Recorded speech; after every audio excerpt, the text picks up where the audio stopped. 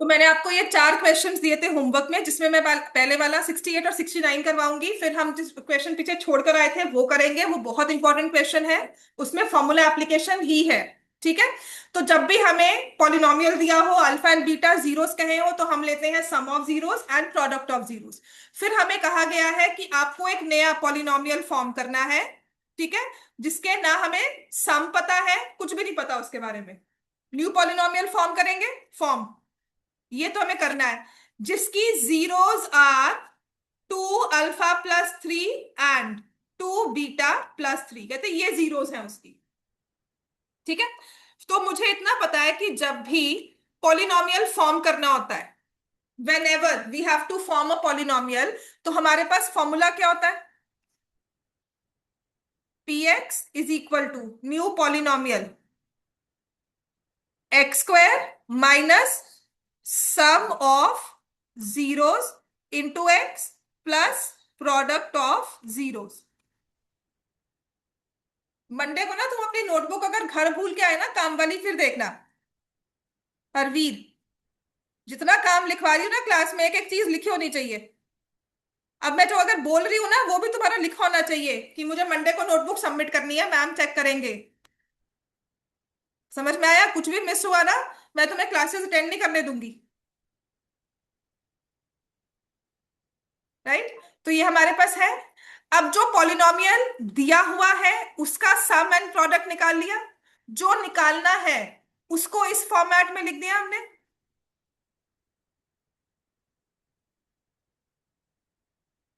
जो निकालना है उसको लिख दिया। अब उसकी जीरोस है, मतलब जो न्यू वाला पॉलिनोमियल है उसकी जीरोस है 2 अल्फा प्लस 3 2 बीटा प्लस 3। ये हमेशा ना सेम दी होगी। अगर अल्फा को मल्टीप्लाई बाय 2 किया है तो बीटा को भी मल्टीप्लाई बाय 2 ही करेंगे, सेम पैटर्न होगा, सेम ऑर्डर होगा। तो हम लिखेंगे sum of zeros for new polynomial. तो नया वाला पॉलिनोमियल है, उनकी सम ऑफ जीरोस ये होनी चाहिए। ठीक है। तो ये क्या बन गया? 2 अल्फा प्लस 2 बीटा प्लस 6, जिसमें से अल्फा प्लस बीटा 2 कॉमन लेने के बाद अल्फा प्लस बीटा की वैल्यू हम पीछे से उठाएंगे। 5/2, 2 इंटू 5/2 प्लस 6 कैंसल होकर क्या बन गया? 11। कि जो ये नया वाला पॉलिनोमियल है, इसके जीरोस को अगर ऐड करेंगे तो वो सम आ रहा है 11। तो फॉर्मूला में पिक कर देंगे कि एक्स स्क्वायर माइनस 11 हो गया इंटू एक्स। बात समझ में आ गई? अब बताओ इन्हीं जीरोस का प्रोडक्ट ऑफ न्यू जीरोस, जो नई वाली जीरोस है उनका प्रोडक्ट क्या है? इनको मल्टीप्लाई कर रहे हैं। मल्टीप्लाई करके मुझे आंसर बताओ बच्चों।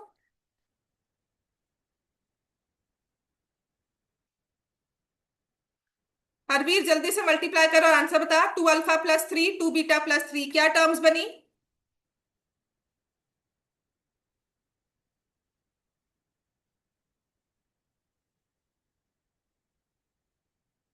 माइक को साथ ही अनम्यूट कर लो और मुझे फटाफट से आंसर बता।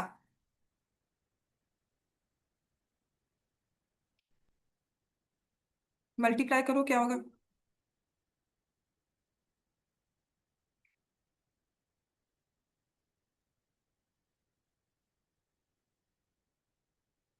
हरवीर जल्दी से बता, पहली टर्म क्या आएगी?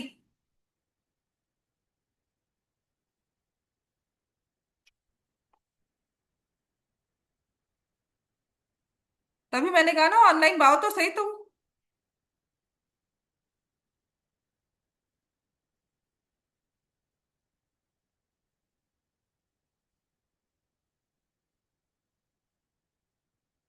कहने को हम ऑनलाइन है, हम पढ़ रहे हैं ना। Harveer, I remove you from the meeting then. Ma'am मैं अभी पीछे कर रहा हूँ, 1 मिनट इधर से दिखा दो, यहाँ बोल से तो लो। 2000।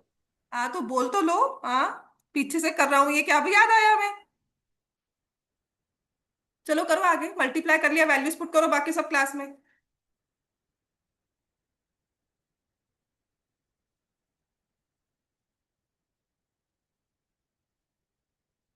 हाँ ये ले पीछे वाला देख ले, अब बता।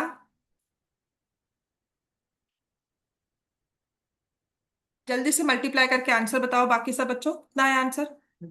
13 आया है। कितना आया इसको मल्टीप्लाई करके? 4 अल्फा बीटा, हाँ, +3 अल्फा +3 बीटा +9।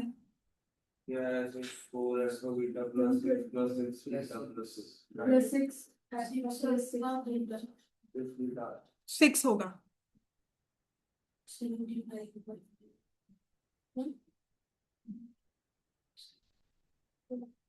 सो देन, हाँ मल्टीप्लाई करो, क्या आया? हाँ हरवीर, मल्टीप्लाई हुआ।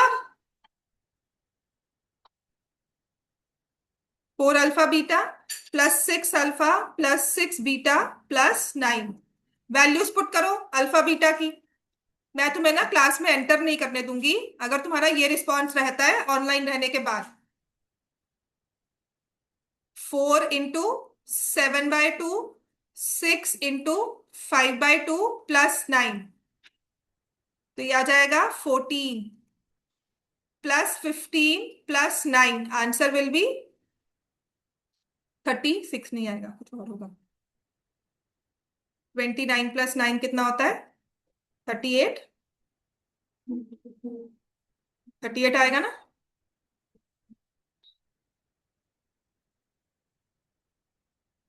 तो हमारे पास प्रोडक्ट ऑफ जीरोस आ गया 38। तो अपने इस वाले में विल राइट +38। ठीक है, तो this is the new polynomial. समझ में आ गया ये क्वेश्चन कैसे होंगे? आप, इंपॉर्टेंट क्वेश्चन है, 3 मार्क्स में आ सकता है पेपर में। उसको फिर इस पॉलिनोमियल में डाल दिया, इस फॉर्मूला में। हाँ, हाँ बिल्कुल लिख सकते हैं, एंड में ही लिखोगे तो तुम्हें दिखाने के लिए, उसके बाद तुम इसके बाद लिख लो, ये थोड़ी कि ऊपर ऊपर लिखना होता है। मैं तो बोर्ड है, मैं लिख सकती हूँ, पर आपने लिखना है therefore the new polynomial is x² - 11x +38, इतना लिख दो। अगर और याद है इसके आगे तो मैंने आपको वो भी याद करवाया था कि इंटू के is any non zero real number, तो हमने ये लिख दिया। ठीक है, अब आ जाओ इसके बाद। अब इसके बाद है ये वाला क्वेश्चन, ये पेपर में आया भी हुआ है। Form a quadratic polynomial whose zeros are 3 + √2 3 - √2। ठीक है, अब आपको जीरोस दी हुई है, 3 + √2 एंड 3 - √2। हरवीर, अभी तक तुम्हारा आंसर नहीं आया है मुझे। बेटा ऐसे ही काम करना है ना, तो कोई फायदा नहीं है, हम ऑनलाइन आए चाहे नहीं आए। मैम नहीं कर रहा हूँ मैम, मैं थोड़ा पीछे रह गया था, आपने वो इधर कर मुझे दिया, मैं वो बताओ तो तो कर। सही, तुम्हें मैं पूछ रही हूँ प्रोडक्ट क्या होगा, तू कह रहे नहीं आता, बोलो तो सही। मैं बोल रही हूँ, यहाँ पे रेडियो चल रहा है, मैं बोल रही हूँ, तुम सुन रहे हो, बस ठीक है। अपने मन में कुछ भी हम सोच ले फिर। मुझे आंसर चाहिए, आप मुझसे कुछ पूछो, मैं आपको बिल्कुल इग्नोर करके, यहाँ पे तुम बोलते रहो, मैं इग्नोर कर रही हूँ और मैं अपनी चलती जा रही हूँ। How will you feel? तुमने मुझसे क्लास में बैठकर कुछ पूछा, मैं तुम्हें इग्नोर करके आगे बढ़ती जा रही हूँ, तुम्हें एक्नॉलेज किए बिना। ये भी नहीं कह रही हूँ बेटा 1 मिनट मैं समझाती हूँ, या ना कोई जेस्चर कर रही हूँ हाथ का, कुछ नहीं, बस सुन ही नहीं रही हूँ तुम्हें। How will you feel? This is actually when online बच्चे आते हैं ना, मुझे ये फील होता है। और जो मुझे पता लगता है मैथ्स में वीक बच्चा है, वो जब ऑनलाइन आए। ठीक है, तो जब भी आपको जीरोस दी जा रही है ना, हमेशा हमें क्या फाइंड, और इससे हमने पॉलिनोमियल फॉर्म करना है। तो जीरो से पॉलिनोमियल कैसे फॉर्म होता है, क्या फॉर्मूला होता है, बताओ, बोलो सब। x² minus sum of zeros into x plus product. समझ में आ गया? तो बताओ इन जीरोस का सम क्या होगा? इन जीरोस को ऐड कर दो, 3 + √2 प्लस 3 - √2।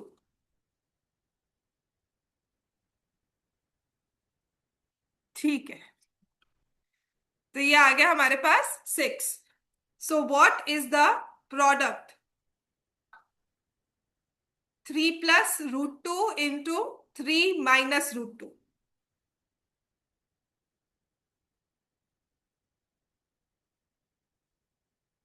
ठीक है बेटा, तो ये आ जाएगा, क्या होगा, a + b a - b, ये तो नाइन्थ में बहुत बार किया है हमने। मल्टीप्लाई भी कर रहे हो तो आपके पास 3² - 2² विच इज 7। बस पॉलिनोमियल में डाल दो आप। तो इसमें जब हम डालेंगे x² - 6x प्लस 7। समझ में आ गया सबको? अब जो जरूरी चीज करनी है ना इस क्लास में, आप देखोगे ना, अगर बाकी क्वेश्चंस भी अगर हम देखते हैं तो सभी ना तोड़ मोड़ कर वही सब बात कही जाएगी। ठीक है, काफी कुछ डिफरेंस नहीं होगा, ऑलमोस्ट सेम होंगे क्वेश्चंस। इसके बाद वाले जो क्वेश्चंस है ना, they are from your exemplar. ये ना आते ऐसे ही एक एक नंबर के क्वेश्चन है, बिल्कुल सेम टू सेम आएंगे, चेंजेस नहीं होंगे, पर समझने में टाइम लगता है, तो will take time to understand. जैसे ये zeros are minus alpha minus beta, वही सब चीज आ गई ना, जीरोस को जो मर्जी मैं चेंज करती रहूं। उसके बाद ये देखो, alpha by beta plus two, beta by alpha, find the value करना है। उसके बाद यहाँ पर ये सारे क्वेश्चंस वही हैं जो कहीं ना पेपर में आए हुए हैं। ठीक है, मतलब उनकी रेपिटेशन है, मुझे वर्कशीट्स में मिले होंगे, कहीं पेपर्स में, एग्जाम्स में, मैंने इसको यहाँ पे रख दिया। अब करना क्या है, ठीक है, इससे पहले कि हम आगे बढ़े, हम इस वाले क्वेश्चन पर आएंगे कि ये जो फॉर्मूला बेस्ड क्वेश्चन होते हैं, तो जिसमें ना आपको पॉलिनोमियल दिया जाएगा। सबसे पहले तो मुझे पॉलिनोमियल दिया हुआ है, मान लो 2x² माइनस 5x+7, ये मुझे पॉलिनोमियल दिया हुआ है, और इसके बेसिस पर मुझे कहा है find the value of alpha plus beta, alpha beta, alpha square plus beta square, alpha cube plus beta cube. तो इन सब की वैल्यूज ऐसे निकालने को ना कही जाएगी। ठीक है, मतलब टाइप ऑफ क्वेश्चन क्या होगा, for the polynomial alpha and beta are the zeros. ये पॉलिनोमियल लिया और कहते हैं अल्फा बीटा जीरोस है, और इसके बेसिस पर ना कुछ वैल्यू बताओ। तो पहले आप मुझे बता सकते हो what is alpha plus beta, क्या होगा? 5/2। सबको समझ में आ गया ना? व्हाट इज अल्फा बीटा, सबको समझ में आ गया ना?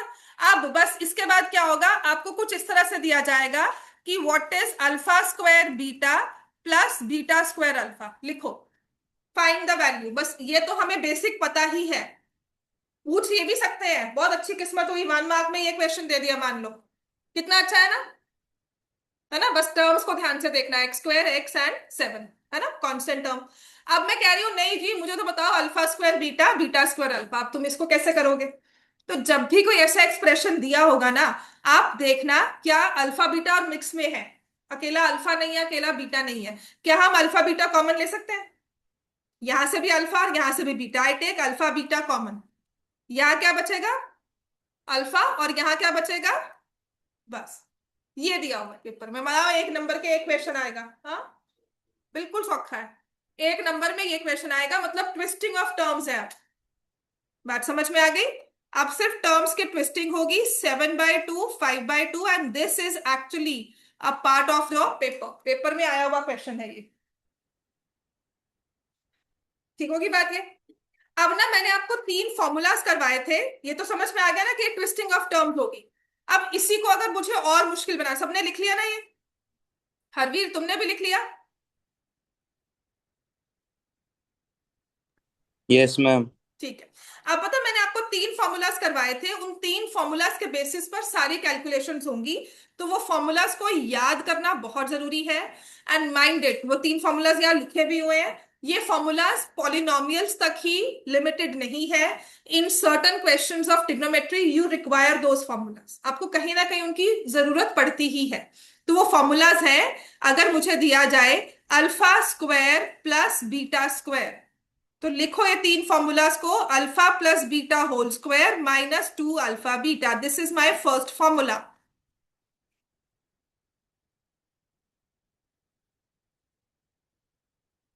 मैं क्या कर रही हूं, मैं हर एक फॉर्मूला को, हर एक टर्म को चेंज कर रही हूं as sum and product.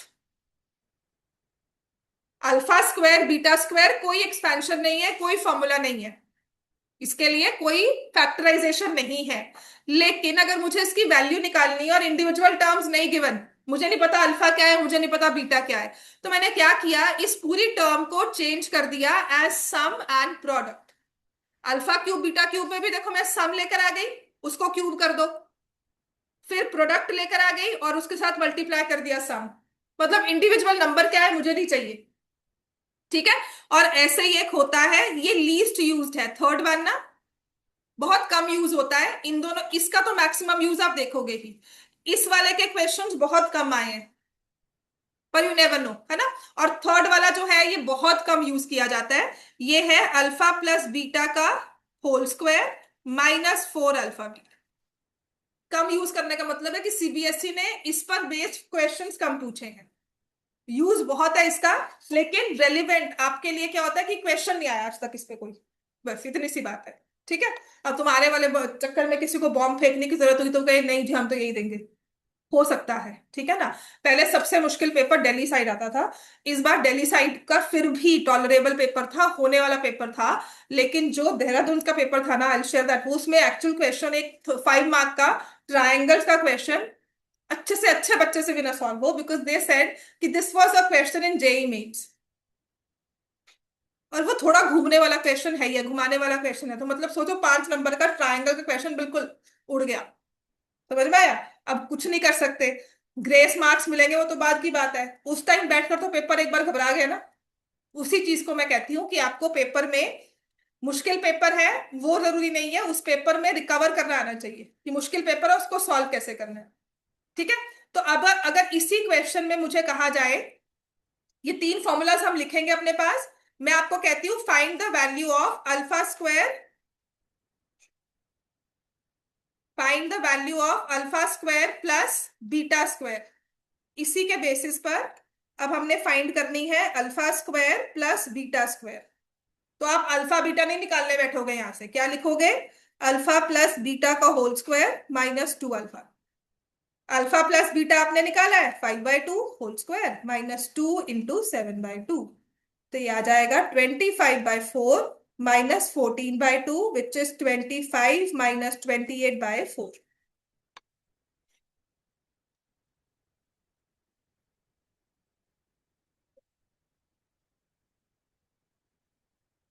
So here the answer will be, बिल्कुल कट हो सकता है, फिर भी तुम्हें एलसीएम लेना ही पड़ेगा, कट कर दो, करो, बिल्कुल करो, उसके बाद देख क्या तेरा आंसर और मेरा आंसर सेम मैच हो रहा है।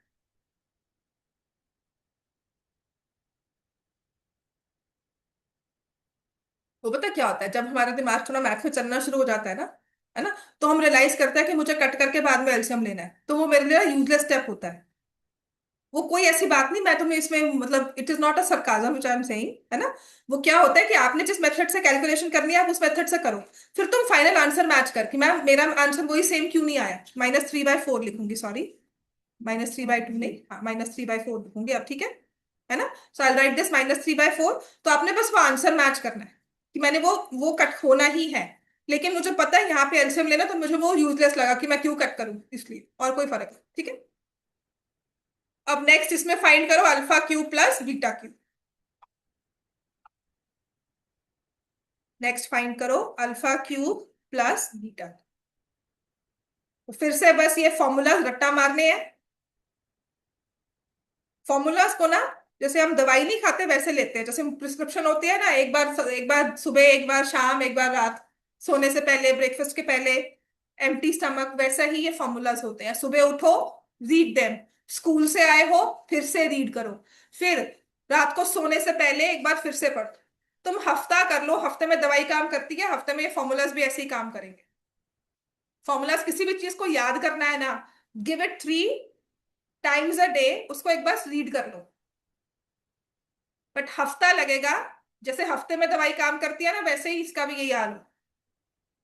सो यहां से 5/2 का होल क्यूब -3 × 7/2 × 5/2, तो ये मेरे पास आ गया 125/8 -105/4, है ना।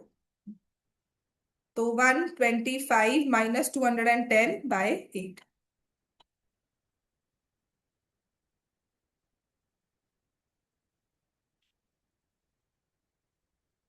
85 -85। तो मुझे इंडिविजुअल टर्म्स नहीं चाहिए थी, फॉर्मूला के बेसिस पर मैंने निकाल लिया। अब इसमें देखो मुझे और कॉम्प्लिकेट करना है, इस सबको इरेज कर दूं अब, ठीक है ना। अब देखो मुझे थोड़ा सा कॉम्प्लिकेट करना है ना, वही सेम पॉलिनोमियल है। अब मैं आपको दे रही हूँ फाइंड द वैल्यू ऑफ, ठीक है। इंडिविजुअल अगर मुश्किल लग रही थोड़ी सी टर्म्स तो हम उसको छोड़ देंगे। हमारे पास था 2x² -5x + 7 आपके पास अल्फा प्लस बीटा है एज 5/2, अल्फा बीटा है 7/2। अब मैं लिख रही हूँ find the value of alpha cube beta plus beta cube alpha.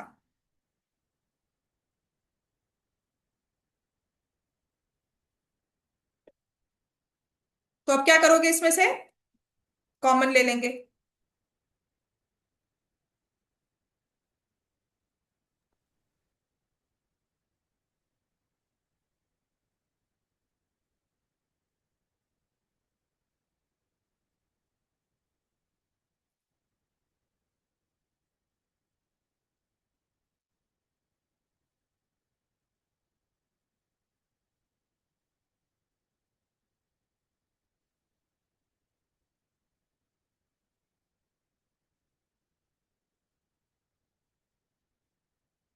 ये जो है alpha square plus beta square है, मुझे आगे 5/2 भी लगेगा। ये अगर हम वो स्क्वायर स्क्वायर प्लस बार 4 करते हुए करेंगे।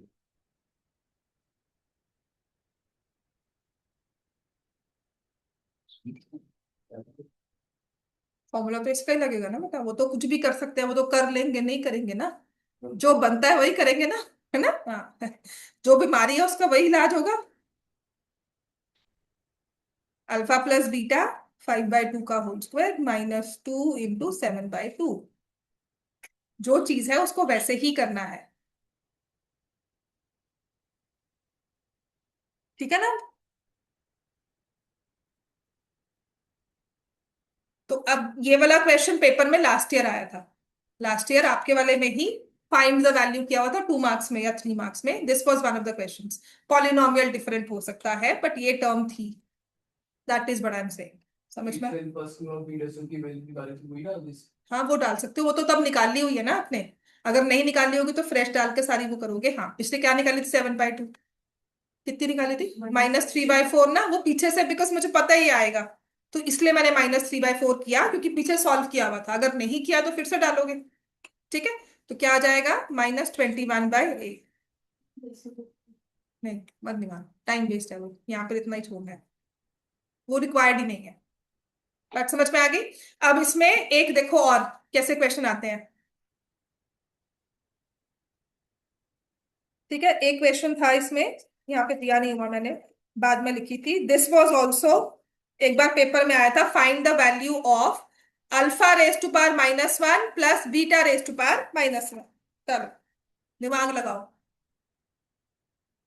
इसकी वैल्यू निकालनी है। एमसीक्यू 1 नंबर का क्वेश्चन। 1/बीटा कुछ नहीं है।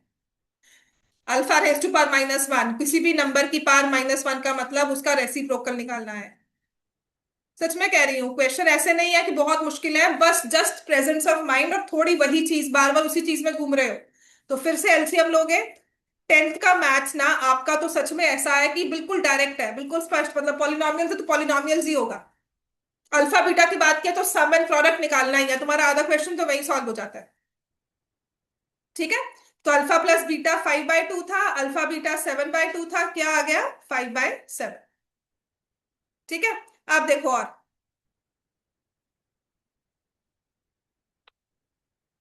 क्लियर हो गया इतना। अब जो पेपर में आया हुआ है और इसके बाद, that is alpha by beta plus beta by alpha. Alpha by beta plus beta by alpha, इसकी वैल्यू निकालनी है।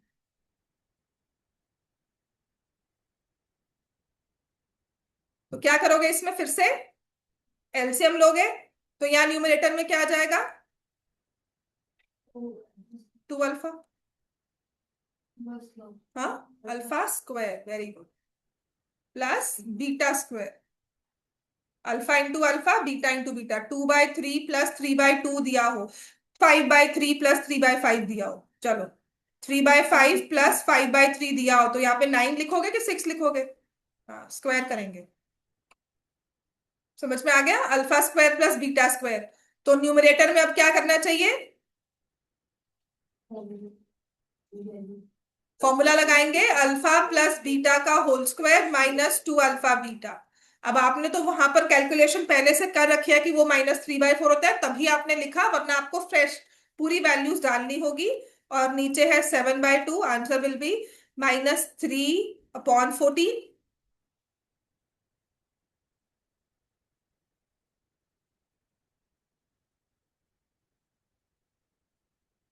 इतना क्लियर हो गया सबको?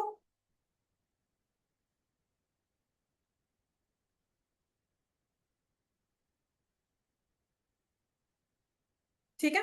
अब इसके बाद जो क्वेश्चन करना है दैट इज क्वेश्चन नंबर 73। शायद करवा दिया होगा, हाँ पर कर लेते हैं। 73rd ना थोड़ा सा इसको फैक्टराइज करने की बात आ जाएगी। चलो 73rd क्वेश्चन देखो, उसने कहा है कि ग्राफ दिया है तुम्हें, पी ऑफ एक्स दिया हुआ है पॉलिनोमियल, और ये आपको बताना है कि ये पॉलिनोमियल एक्स एक्सिस को कितनी बार इंटरसेक्ट करेगा।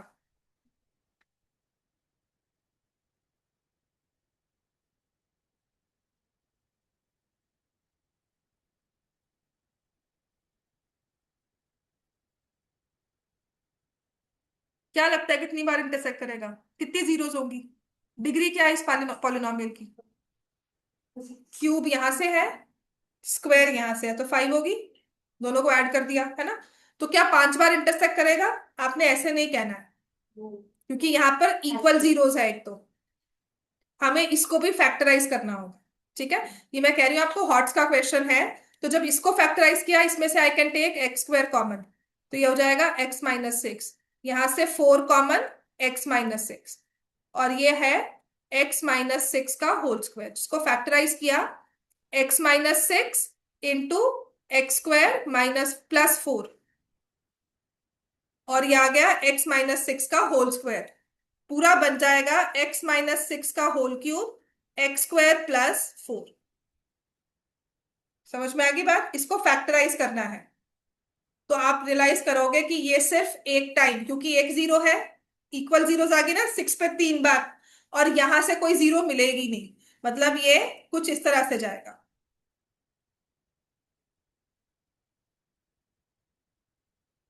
बात समझ में आ गई? It will not intersect 3 times और 5 टाइम्स, एज द केस जो भी आप बता रहे हो, इसमें सिर्फ एक बार इंटरसेक्ट होगा, intersect only one time. X minus six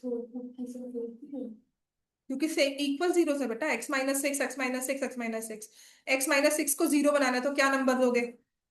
6 दोगे ना, वो तीनों में 6 चलेगा, तो जीरो तो एक ही हुई ना, नंबर तो एक ही आया हमारे पास, है ना, चाहे वो 3 बार लिखा हो। तो intersect only one time, because यहाँ ये जीरो बन सकता है लेकिन ये टर्म जीरो नहीं बन सकती। समझ में आ गया? हाँ, क्योंकि ये क्या है, x square plus 4 equal to 0।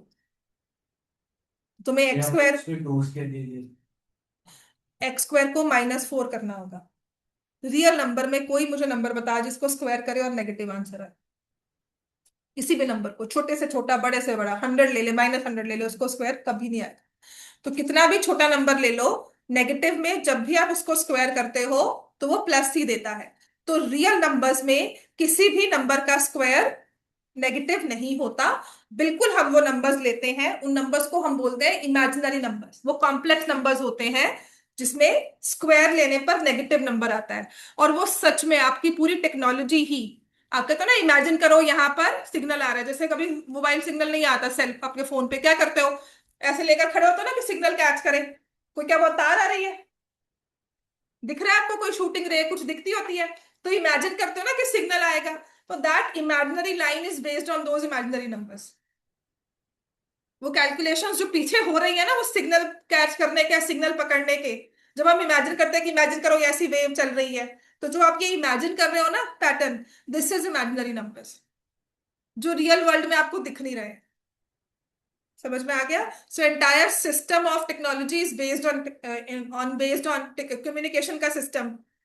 Without wire आपके फोन क्यों वर्क कर रहे हैं, है ना? रियल वर्ल्ड में तो तार दिखती है हमें, दिखती है ना, वो टेलीफोन लाइंस होती हैं, वाईफाई का सिग्नल की वायर्स होती हैं, है ना?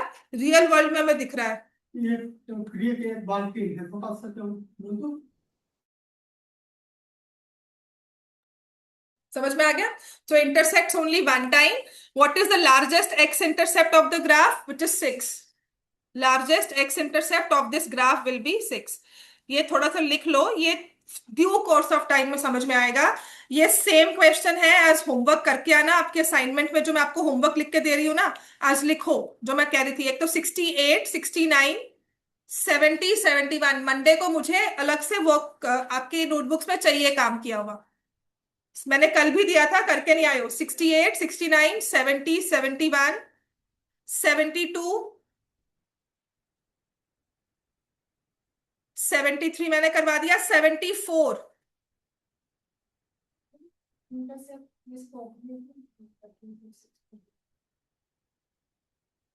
पॉइंट होता है। ठीक है, तो 77th क्वेश्चन करेंगे अब हम।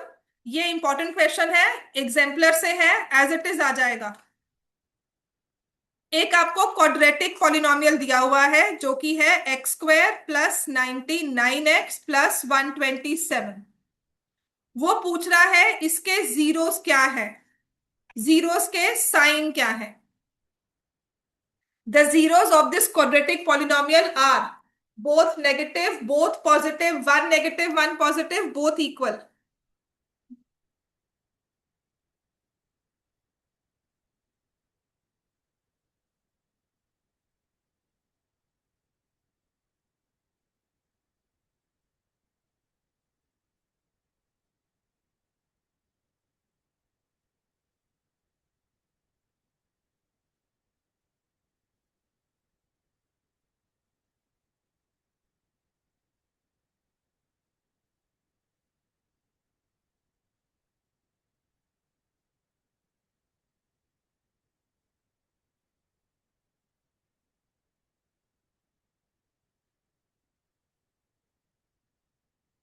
हाँ जी, तो इसके ना आप जीरोस निकाल नहीं सकते हो। 127 को फैक्टराइज करो, आप सिर्फ ये कर सकते हो कि सारे नंबर्स आपके प्लस में हैं। फॉर एग्जाम्पल छोटा वाला ले लेते हैं, x square plus 3x plus 2।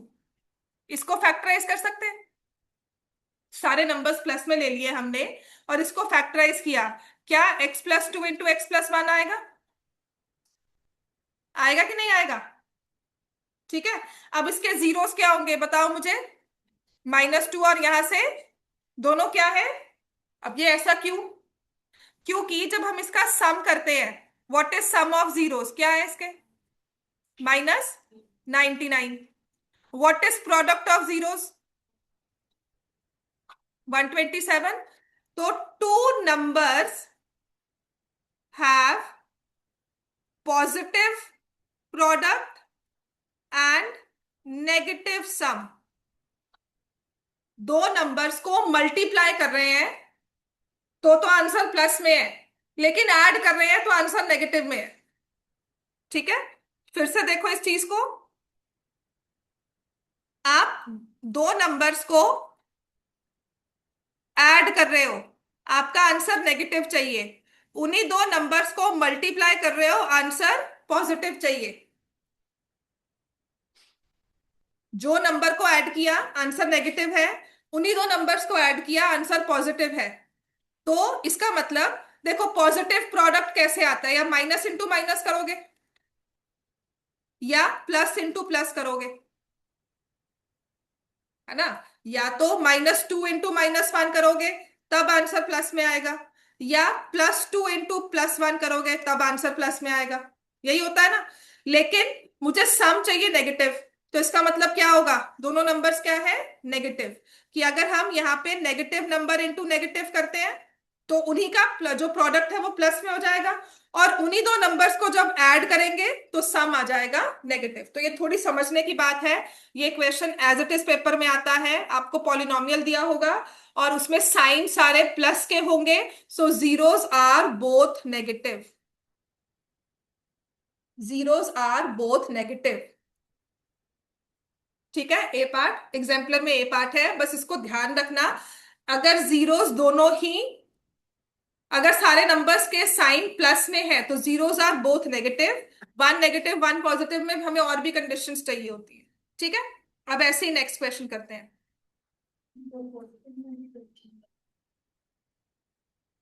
Both positive में सारे नेगेटिव होंगे, तभी आएगा ना, सारे नेगेटिव में ही। आपका मिडिल टर्म जो है वो माइनस में होना चाहिए, उसमें कंडीशंस चाहिए होती है। प्रोडक्ट प्लस में चाहिए, प्रोडक्ट प्लस में होना चाहिए ना तब। तभी होगा, नेगेटिव पॉजिटिव में प्रोडक्ट प्लस में नहीं होगा, है ना। चलो, अब देखो ये वाला क्वेश्चन है, कहते हैं zeros of the polynomial x square plus के एक्स प्लस के इक्वल टू जीरो नहीं है, इसके जीरोस के बारे में बताओ क्या होगा। हाँ, आपने सम किया जीरोस का, क्या आया, माइनस के। प्रोडक्ट किया, के जीरो के इक्वल नहीं है, ठीक है। तो आप इसमें केस लेकर सोच रहे हो, अब देखो, this is what you will think. Orally है, 1 नंबर का क्वेश्चन, पूरा दिमाग खाता है। पता है मैं क्या कहती हूँ इस केस में, नंबर ले लो आप, 4 ले लो के की वैल्यू को, 5 ले लो, 7 ले लो, हाँ, अपनी तरफ से कुछ भी ले लो, तभी जल्दी समझोगे। वरना हम क्या करते हैं कि मुझे पता है सम ऑफ जीरोस है माइनस के, और उन्हीं को प्लस किया, उनको मल्टीप्लाई किया तो के है। तो पहला केस लो, के पॉजिटिव है, ये पॉजिटिव है, ठीक है। तो मतलब प्रोडक्ट ऑफ नंबर्स पॉजिटिव है। कब होएगा, जब दोनों माइनस में है या दोनों प्लस में है, ठीक है। लेकिन सम हमें क्या चाहिए, माइनस के, मतलब नेगेटिव चाहिए। अब सम चाहिए नेगेटिव, वो कब आएगा, जब दोनों माइनस के होंगे। तो पहले केस में तो कह रहे हैं कि दोनों नेगेटिव, तो some negative, product positive, case 1 लिया। लिख लो इस चीज को, ये समझना ऐसे ही होता है। This will take time, this requires a lot of understanding. तो एक दिन में नहीं समझ में आएगा, इसे लिखोगे, बार बार पढ़ोगे, तभी समझ में आएगा। We take 2 cases.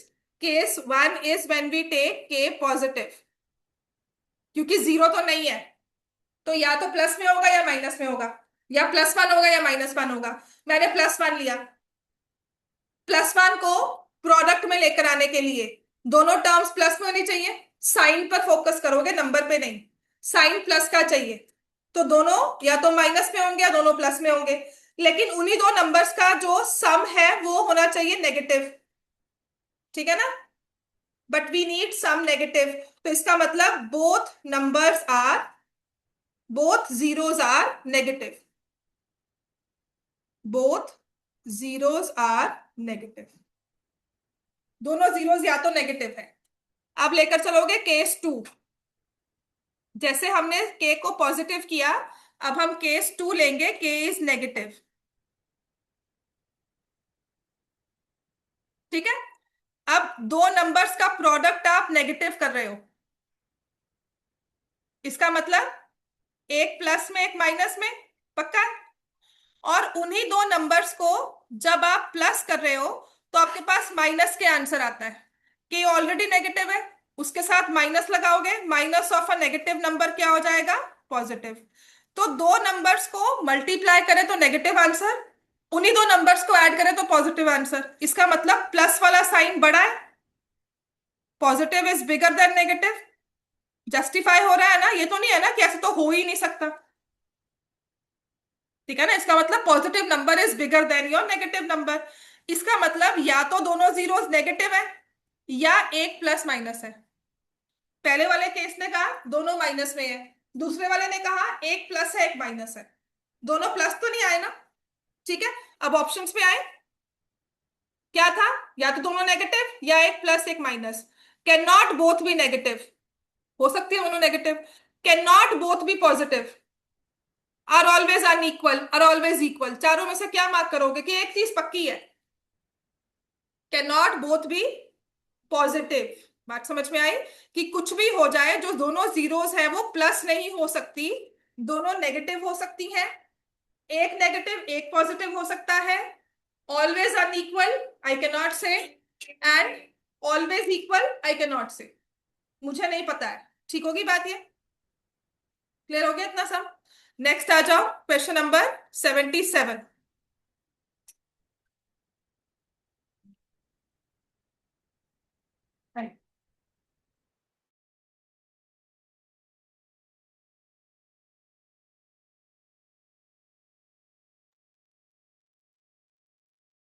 समझ में आ गया। अब नेक्स्ट क्वेश्चन ये वाला, alpha if the zeros are equal. अब ये बड़ा अच्छा केस है, बहुत अच्छा सा है कि एक पॉलिनोमियल है, उसकी जीरोस इक्वल है, ठीक है। तो उस केस में क्या होता है, जीरोस इक्वल होने का मतलब है, लिखो, if the zeros are equal that means the polynomial is a perfect square. इफ zeros are equal, that is polynomial is a perfect square, मतलब वो है x प्लस ए का होल स्क्वायर और x माइनस ए का whole square, जिस case में क्या होगा, X square plus A square plus 2ax, X square plus A square minus 2ax, दोनों चीजें हो जाएंगी। बात समझ में आ गई? अगर जीरोस इक्वल होती है ना तो पॉलिनोमियल परफेक्ट स्क्वायर होता है। बात समझ में आ गया ना, एक्स माइनस अल्फा यही हुआ, राइट? अगर x प्लस ए की फॉर्म में है तो आप करोगे X square plus A square plus 2ax, X minus A की फॉर्म में है x square plus A square minus 2ax। अब होगा क्या, a होता है coefficient of X square, a क्या है, coefficient of X square, c क्या है, कांस्टेंट टर्म। इस वाले में आ जाओ, कोएफिशिएंट ऑफ एक्स स्क्वायर 1 है और ए स्क्वायर कांस्टेंट टर्म है, दोनों के साइन क्या होते हैं, same, C and A will have same sign, ठीक है, which means coefficient of x square and constant term will have same sign। इसको रट्टा मार लेना, बार बार इसको सीखना। चलो लिखो, तुम्हें पढ़ना है एक्स्ट्रा, हंसने से नहीं होगा। पता क्या है, ये सेम टू सेम आता है, नहीं समझ में आ रहा मतलब घर से नहीं पढ़कर आ रहे। जितनी मेहनत मैथ्स पर लगानी है उसको डबल लगानी पड़ेगी जानकर को, देख, ठीक है ना, उससे डबल जान लगानी है तो सीखने हैं, वरना रट्टा ही मारो, सच में कह रही हूं। ये चीजें है ही इतनी, इसमें से कोई भी एक क्वेश्चन तुम्हारे पेपर में आ जाएगा, होगा 1 नंबर का, वो भी होगा कि ये करवाया नहीं, समझ नहीं आया, रट्टा ही मारना पड़ेगा इसको। मैथ्स में करना क्या है बता मुझे, सिर्फ समझनी है वो चीज, नहीं समझ में आ रही तो दिमाग में डालनी है, कैसे डालोगे उसको, बार बार पढ़ के, ठीक है। एक बार में तुम्हें नहीं समझ में आ रहा, मुझे भी पता है, मैं तुम्हें कह रही हूँ नहीं नहीं आज क्यों नहीं समझ में आया, I said give yourself time, 1 महीना 2 महीने 3 महीने 4 महीने, हम वो टाइम दे ही नहीं रहे हैं, आज तक नहीं दिया, जब नहीं हुआ तो छोड़ दिया उसको, इसको छोड़ना नहीं है, लीनियर इक्वेशंस छोड़नी नहीं है, उसको सोचते रहना है दिमाग में उसके बारे में, ठीक है। मैथ्स पक्का आती है, कोई प्रूव करना मुश्किल काम नहीं है, बस उसको हम क्या करते हैं, हम गिव अप कर देते हैं कि नहीं समझ में आ रहा, छोड़ पड़े। तो ने खुद कहा ना टेस्ट में, मैम नंबर तो आए नहीं, मैं तो बहुत पढ़ के आया था, कहा ना, वो होता है गिव अप का टाइम कि बस नंबर तो आते नहीं, छोड़ दो, उस टाइम पे नहीं छोड़ना। तुझे 3 4 5 6 महीने लगेंगे, आगे आगे सिलेबस बढ़ता रहेगा, कितना छोड़ दोगे बता दे, है ना, तो कंसिस्टेंटली लगा रहे उस पे। if one of the zeros is negative of the other, तो यहां पर भी लिख लो, एक जीरो दूसरे का नेगेटिव है, ठीक है। तो याद है हमने एक चीज की थी, zeros are negative of each other, one is alpha other is minus alpha, तो उसमें हम क्या लेते थे, सम ऑफ जीरोस इज 0, है ना। अब तुम क्या करते थे, एक्स स्क्वायर माइनस सम इंटू एक्स प्लस प्रोडक्ट, तो क्या हुआ देखो, x square minus 0x plus product, है ना। तो तुम्हारे पास लीनियर टर्म नहीं होती, ठीक है, एक्स स्क्वायर प्लस पी को फैक्टराइज नहीं कर सकते, प्रोडक्ट जो है वो नेगेटिव में होना चाहिए, राइट। तो इसमें हम लिखेंगे can not have linear term, constant term is negative, no linear term क्योंकि सम 0 है, कांस्टेंट टर्म नेगेटिव है तभी वो x square minus P square की फॉर्म बनेगा, ठीक है। कांस्टेंट टर्म नेगेटिव का मतलब है कि it will be of the form x square minus P square, ठीक है ना, मतलब कुछ इस तरह से है वो। फॉर एग्जाम्पल लिख लो यहाँ पे, एक्स स्क्वायर माइनस 4 है, अगर एक्स स्क्वायर प्लस 4 होगा फैक्टराइज कर सकते हो, there is no formula for plus ना, माइनस के लिए होता है। तो इस केस में हमारे पास आंसर होगा x+2 x-2, ये हुआ ना, zeros are negative of each other, एक +2 एक -2। अगर मान लो मैं लिख रही हूं एक्स स्क्वायर -3, तो तुम लिखोगे एक्स स्क्वायर -√3 का होल स्क्वायर, तो एक 0 +3 और एक 0 -3, है ना, कुछ इस तरह से ही आएगा। मतलब जब भी zeros are negative of each other तो लीनियर टर्म तो उसमें है ही नहीं, लीनियर टर्म कौन सी हुई, एक्स वाली टर्म, वो तो है ही नहीं। और जो प्रोडक्ट है, जो कांस्टेंट टर्म है, उसका नेगेटिव होना बहुत जरूरी है, तभी फैक्टराइज होगा, अदरवाइज तो फैक्टराइज रियल वर्ल्ड में नहीं हो रहा, रियल नंबर्स में नहीं हो रहा। इस चीज का फैक्टराइजेशन रियल नंबर्स में पॉसिबल नहीं है ना। इसको हम इमेजिनरी में लेके जाते हैं, फिर हम फैक्टराइज करते हैं। बात समझ में आ गई? तो इसको भी एग्जाम्पलर के 3 क्वेश्चंस है, एज इट इज पेपर में आ जाते हैं। चलो नेक्स्ट है, the condition for which the zeros are reciprocal of each other. ये वाला 79th क्वेश्चन, ये भी 1 नंबर में आया हुआ क्वेश्चन है। कहते ये ना पॉलिनोमियल है, उसके ना जीरोस रेसिप्रोकल है आपस में, तो क्या कंडीशन होती है कि पॉलिनोमियल देख के बता दो कि जीरोस रेसिप्रोकल होंगे। ठीक है, अच्छा रेसिप्रोकल होने का मतलब क्या है? जीरोस किस तरह से है? अगर एक अल्फा है तो दूसरा क्या होगा? 1/अल्फा। अब इनको हम ऐड करते हैं हर बार, फिर इनको मल्टीप्लाई करते हैं, लेकिन जब हमने मल्टीप्लाई किया तो हमारे पास आंसर क्या आया? 1। हमने इस चीज को पकड़ लिया। हम इन्हें ऐड भी कर सकते थे, ऐड करके कुछ नहीं मुझे मिल रहा, कोई सिंप्लीफाई नहीं मिल रही। मल्टीप्लाई करके सिंप्लीफाई हो गया। क्या सिंप्लीफाई हो गया? कि वो तो 1 आ रहा है। समझ में आ गया? तो जब 1 आ रहा है ना, तो इसका मतलब C/A इज 1, जिससे क्या आ गया? C=A। बात समझ में आ गई? अब इसी तरह से अगर हम वो वाला क्वेश्चन भी देख लेते हैं, zeros are negative of each other. एक अल्फा है, दूसरा माइनस अल्फा है। What is sum? 0। What is product? Alpha into minus alpha क्या है? पॉलिनोमियल फॉर्म करो, x² minus 0 into x plus minus alpha square. बन गया ना? No linear term, constant term is negative. No linear term, constant term is negative. This is for zeros are negative of each other.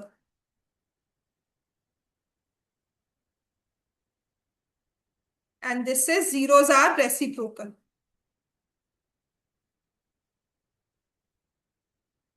समझ में आ गया?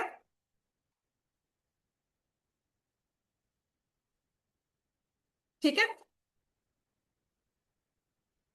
समझ में आ गई ना बात ये? तुम ना मुझे रोज की रोज अपडेट दो, मैं क्या पढ़कर आया हूँ घर से। हाँ हाँ, लिख ले लिख ले।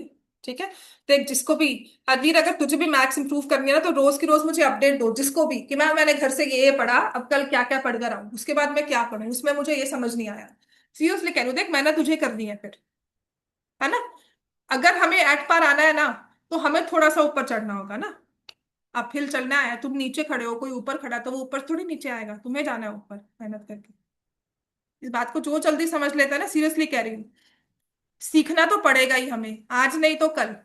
ठीक है, तो जल्दी सीख लो, अच्छी बात है, टाइम लगा के सीखो, वो आपकी मर्जी है। समझ में आ गया?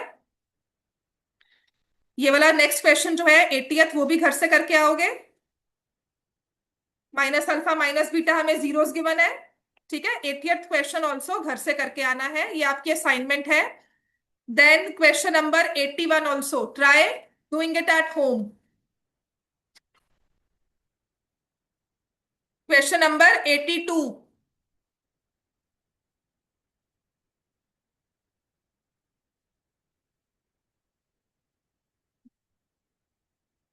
एक पॉलिनोमियल है, उसको x-2 से डिवाइड किया, remainder is 11। x³ -2x² plus kx plus 5 when divided by x-2, remainder is 11। तो फाइंड करनी है value of k। 9th class के बच्चे को देंगे ना, तो वो सॉल्व कर देगा। तो हम तो 9th पढ़कर आए हैं। तो जब पॉलिनोमियल को हमने डिवाइड किया, रिमाइंडर 11 आता है, how do we find the value of k? हाँ, p ऑफ x है x³ -2x² plus kx plus 5, divide किया x-2 से, इसको इक्वल टू 0 पुट करके x की वैल्यू क्या आई? 2। तो अगर कहा जाता है remainder is 11, that means p of 2 is 11। ठीक है, so 11 equal to 2³ -2 into 2² plus k into 2 plus 5, ये कैंसल हो गया। ठीक है, -6 6 आ गया, ये k की वैल्यू आ गई 3। ठीक हो गया? कैलकुलेशन तो खुद कर लो, देखकर, उसको देखकर समझ नहीं आएगा, लिखो। आपने अगर 2 की वैल्यू पुट की है ना, उसके बाद की कैलकुलेशंस खुद करनी चाहिए। आप ये करते हो या तो देख रहे हो कैसे कैसे किया, या फिर उसको समझ लेते हो कि हाँ ऐसे कर लिया ठीक है। आपको खुद वो करना है। के की वैल्यू 3 आ गई। अब क्या करना है? 3 वैल्यू को यहां पुट करके फैक्टराइज करना है। कहते हैं इसके बाद ना इसी तरह से फैक्टराइज करो। किसको? इसको। के की वैल्यू यहां पुट कर दो। क्या बनेगा ये? x³ +3x² +3x+1, फिर से 9 आनी चाहिए, क्योंकि ये क्या बन रहा है? x+1 का होल क्यूब फॉर्मूला है। तो जब इस चीज को याद रखोगे, फॉर्मूलाज को, देन यू विल अंडरस्टैंड। समझ में आ गया? मैम हाँ जी बेटा। मैम मैंने कहीं जाना, मैं लीव कर दूं? हाँ ठीक है। 83rd क्वेश्चन घर से करके लाना है। वेरीफाई द रिलेशनशिप है ना, तो आपको फैक्टराइज कम से कम होना चाहिए। 84th क्वेश्चन, 83rd,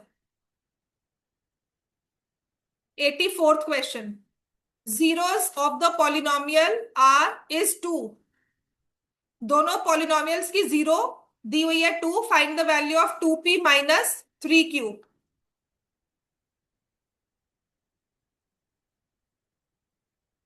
पॉलिनोमियल दिया हुआ है 3x²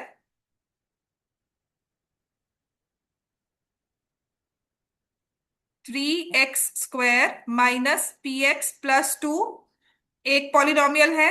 दूसरा दिया है 4x² -qx-10। इसकी भी जीरो जो है वो 2 है, इसकी भी जीरो 2 है। तो क्या you can find the value of p and q?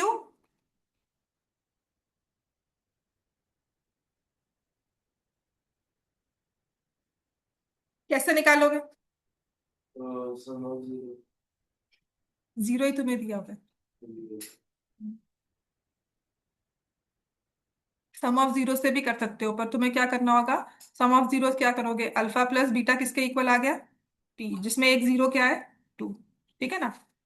2 + beta equal to p। तुम्हारे पास p ही नहीं है, ठीक है। फिर तुम्हें कहा है प्रोडक्ट ऑफ जीरोस क्या है? 2/3, जिसमें एक जीरो क्या है? 2। तो 2 × बीटा इज 2/3। ठीक है। तो ये 2 कैंसिल हो गया। बीटा कितना आ गया? 1/3। अब क्या हो जाएगा? 2 + 1/3 इक्वल टू p/3। p की वैल्यू आ गई। अभी लंबा काम है ना थोड़ा सा, पर फिर भी दिमाग चल रहा है सम ऑफ जीरो से कैसे, इस तरह से। ठीक है। अब थोड़ा 9th वाला याद रखेंगे। अगर जीरो दिया होता है तो क्या करते हैं?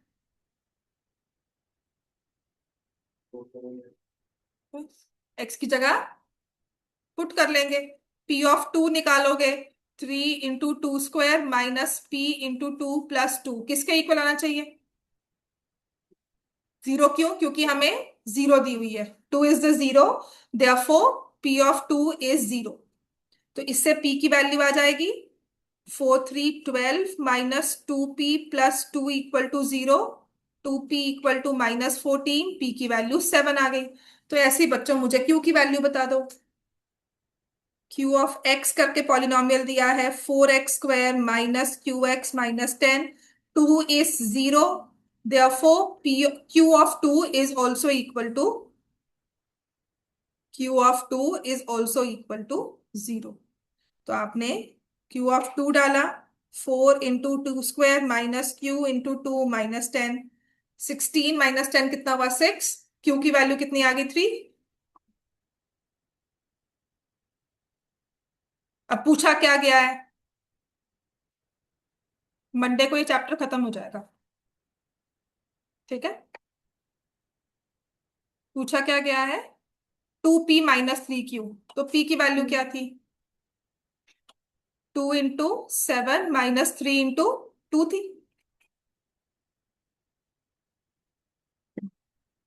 q की वैल्यू कितनी थी? 3 थी ना।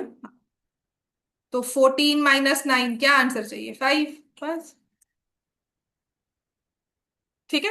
अब ये वाला क्वेश्चन खुद करोगे एक बार। Find the value of k such that the quadratic polynomial has sum of zeros as half of the product. तो पॉलिनोमियल से सम निकालो, पॉलिनोमियल से प्रोडक्ट निकालो, sum is half, equation form करो, get the answer.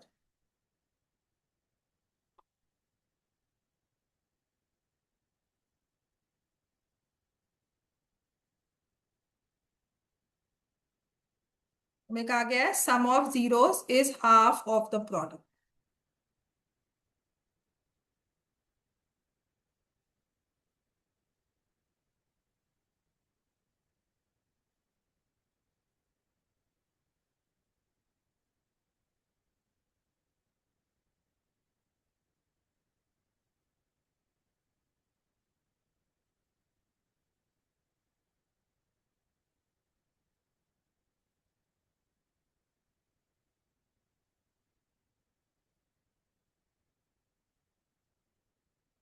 Some of zeros क्या है and product of zeros क्या है, आप मुझे बताओगे.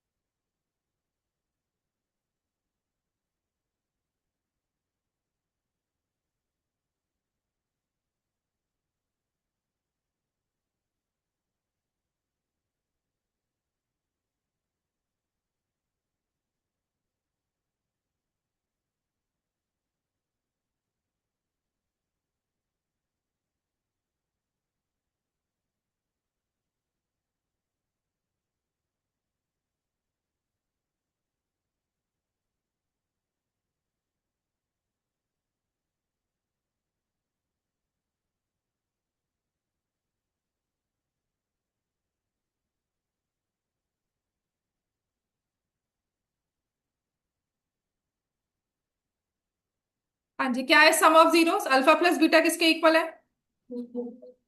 Minus of 2k+1 divided by 3. Alpha beta किसके इक्वल है? -k-5 divide by 3. क्या कहा गया है? Sum of zeros equal to half product. तभी इक्वेशंस करनी जरूरी क्यों थी? क्योंकि ये चीज हम समझ सके. सम कितना दिया है? -2k+1 divide by 3 half into -k-5 divide by 3. अब तो कैलकुलेशंस रह गई, तो मैं यहां भी ब्रैकेट्स ओपन कर देती हूं. -2k-1 equal to 1/2 -k-5 -4k-2 -k-5. तो -3k इक्वल टू -3k की वैल्यू क्या आ गई? सिर्फ कैलकुलेशन है, इसके बाद वो माइनस को कैसे हैंडल करना है, बस, और कुछ भी नहीं है. समझ में आ गया? ठीक है. तो मंडे को ये चैप्टर जितना भी मुझे थोड़ा बहुत एक्स्ट्रा करवाना है, प्लस इस साल के क्वेश्चंस जो करवाने हैं आपको, वो मैं मंडे को करवाऊंगी आपको. मंडे को ये चैप्टर पूरा फिनिश है.